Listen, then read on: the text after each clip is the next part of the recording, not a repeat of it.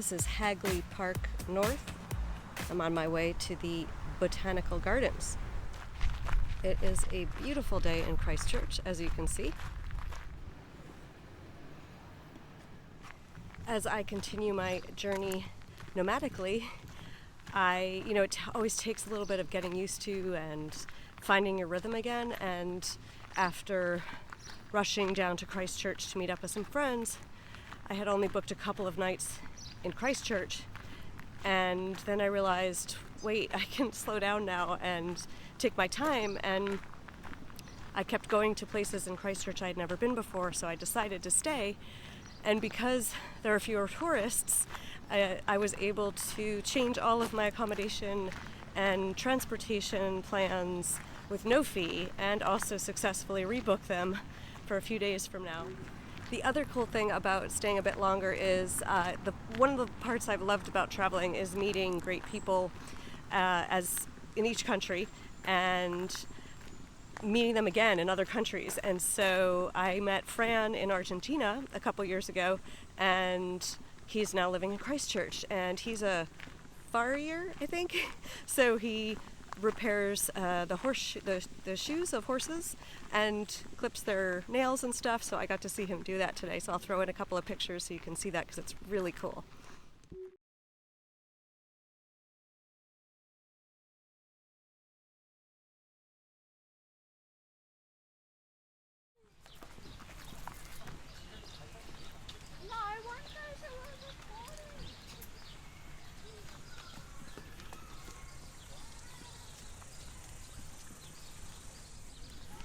There are free walks and an exhibit. Wow, and there's even a pool.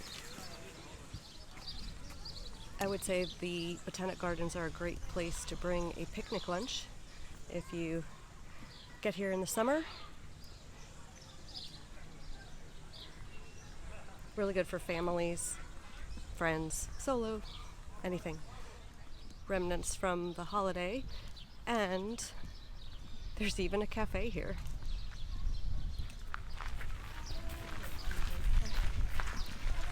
And a beautiful rose garden.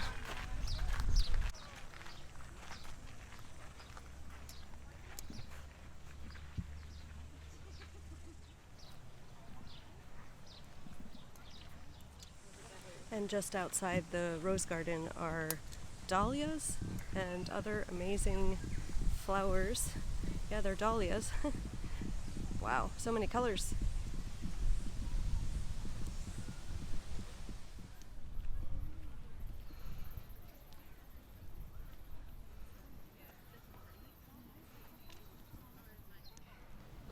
I got used to seeing these in Kerry, so they made me think of my time there.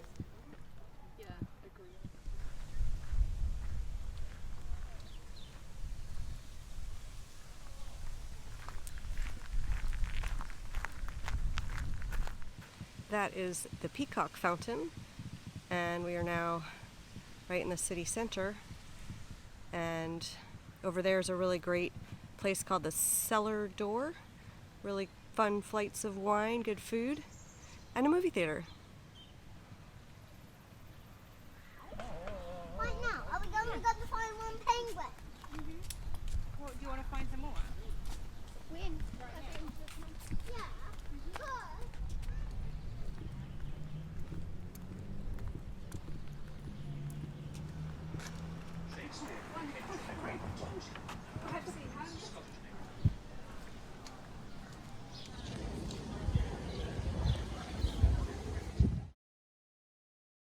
Our very own tram shop on the right hand side, where you can buy an annual pass for unlimited travel on the tram and the gondola for a year for $69. We're coming into stop 2, Cathedral Square. We go through this stop twice. It's in the centre of our figure of 8 trip around town. From here, if you look at your map, we're going to do the small circle, stops 3, 4, 5, 6, 7. The tram in front of us, 1888, a Sydney tram. It's the youngest tram in our fleet from 1934. A two-man Sydney tram. Oh, so good. Just sit in there. You always know it's good when the workmen go there for a coffee. So Lou and Paulus, there's going to coffee car. Pop in and say, Baz on the tram sent you, they'll either throw you out for $50 billion. Now in 20 minutes time we'll be back this way and we'll go straight ahead then up over the bridge, but now left-hand turn, doing the small circle on your left. This is the place to see and be seen. Cuisine from all around the globe. Get busy later this afternoon. So look out, great spot to spend the day, looking out at the tram, looking down to the river.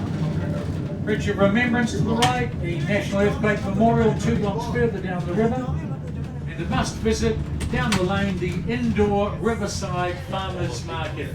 It's a must visit, it's spectacular. We've got laneways going through them, head down the lanes, there's fashion shops, there's eateries, well worth a look. For example, down Shades Lane coming up on our left, heads into Cathedral Square in the middle, Scorpio bookshop down there as well. All the hills of Christchurch, the building on top of the mountain is the top station of the Christchurch gondola. It's a 20-minute drive from town to the base, 10-minute ride up the cableway, spectacular 360-degree views at the top. The only gondola in New Zealand with 360-degree view. The oldest tram, 1903, this one coming down. Oh, certainly got a couple on. So new buildings are going to be the gap between these two buildings. That means the buildings can move 50 centimetres or so each way. Extinction Hotel, one of the government's quarantine hotels. Everybody in there is on a 2-week quarantine. They're allowed out for 1 hour a day to go for a walk in the courtyard there, as long as they wear a mask. And they're COVID tested on days 3 and 12. We'll enter the Public Trust Office. They start work on this building in February. It was the former City Council chambers from the 1880s. 5 o'clock this evening, free admission. Probably the best art collection in the Southern Hemisphere. The building was the headquarters of civil defence during the earthquakes, and in all that time not one pane of glass got broken. Fantastic building restoration. Meanwhile, a lot of the artists have set up a little mini container wall there on the right-hand side. And this building here on the left is reopened.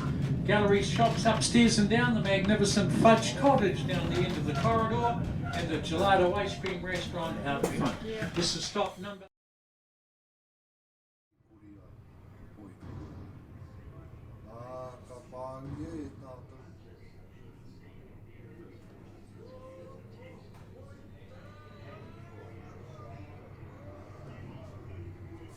And if you've just joined us, this is a special edition of 3 News coming to you live from Christchurch, where another major earthquake has struck, and this time people have died.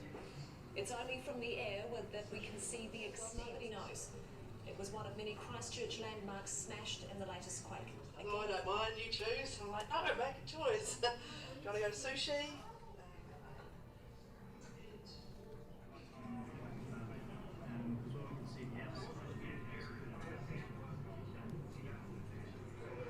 I'm at the Christchurch Earthquake Museum, and if you do come here, I highly recommend it.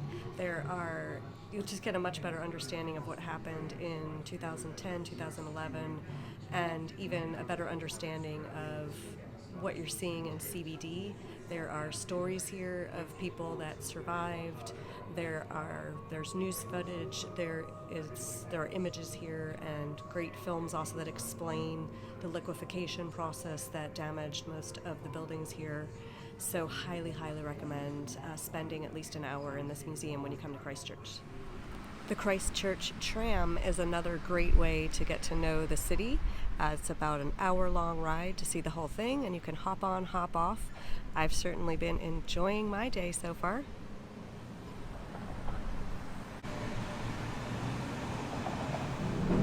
Great views of Te Pai, our gathering place. The style is a tribute to the Canterbury Plains. Oh, Vanilla Ices has become busy, very popular, and Brewery Tradition 72. And an extensive restoration and strengthened, and a good $170 million. Family. Oh yes, the Seagull Colony at the former Christwater House Cooper building. Nested for the last 3 years. So they are a protected species. And stop 17 here now. So it's a little spinner's tree. So you see it's very ornate. Yes, that's funny. What is this? The dog holding a lead on his mouth. 80 kilometres in trams. And when they abolished the trams in the 50s, they made us all go by bus. All the buses came through here.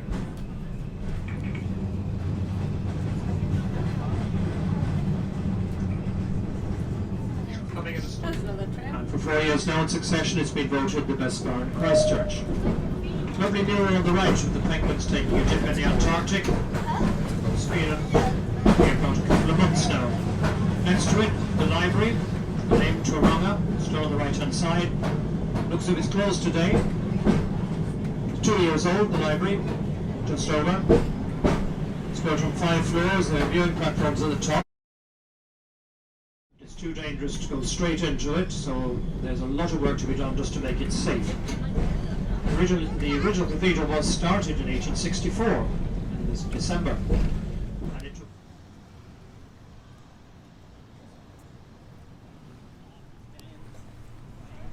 Diagonal crossing, something you can do in New Zealand. Pretty clever.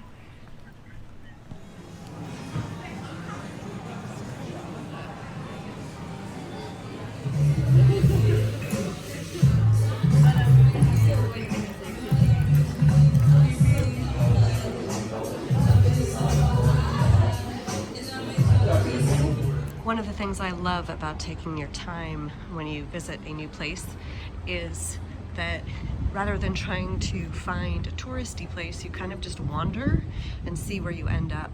And this is this, I don't know, this place called, it's like a box and there's all these places to eat. It's really colorful and it may be touristy, but it's sort of, you know, it's not on the tram route, and obviously it's closed right now, but there seem to be fewer people here, and it's a whole box of really neat places to eat. So if you come to Christchurch, check it out. It's on Madras Street, Madras, M-A-D-R-A-S, I'll write it down, and kind of a neat little place. One of the cool things you'll see in Christchurch are all of the recovery projects that they have going on. This one is lovely archways with messages of hope, and right next to it is messages on stones, which you can actually contribute to if you want. It's just a cluster of stones where you can see some people have written or painted their message. Another way that Christchurch has moved forward after the earthquake is to make use of what became empty spaces. So there's pop-up playgrounds like this one. It's not really a pop-up, it's permanent, but they make very creative use of the spaces that were a result of the earthquake.